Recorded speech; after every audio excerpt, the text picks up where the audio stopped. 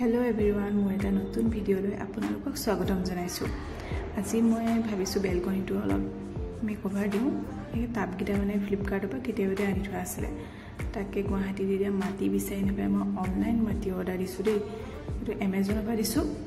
ডেসক্ৰিপচনত বৰ লিংকটো দি দিম। তাৰপিছতে ফুলবোৰ মই ঘৰৰ পৰাই লৈ আহিছিলো। ইয়াতে যেহেতু মই ভাড়া ঘৰত থাকো, ঘৰৰ পৰা লৈ আহিছিলো, পানীত তিয়াই থৈছিলো, তেনেকৈ মানে হিপা গজি গলগে। তাৰপিছতে এতিয়া মই লগাই লৈছো। টোটাল 9টা টাব আহিছিলে নেকি? 9টা আহিছিলে।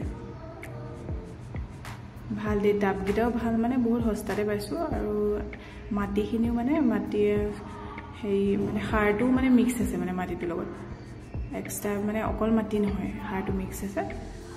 এতিয়ালৈকে মানে ফুল ফুলিছেগে দেই, মানে ভাল, মানে মাটিটো মানে ভালে ঠিকে পাইছো।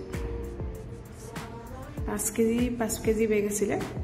আপোনালোকক মই লিংকটো দি দিম বাৰু ডেসক্ৰিপচনত, চাই ল'ব, অৰ্ডাৰো দিব পাৰিব। এতিয়া চাওকচোন ভিডিঅ'টো, এনেকৈ মই ফুলবোৰ ৰুই গৈছো আৰু বহুত দিন পানীতে থাকিলে।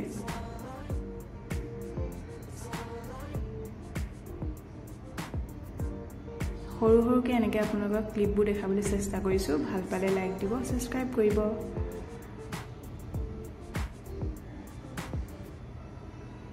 Bye bye.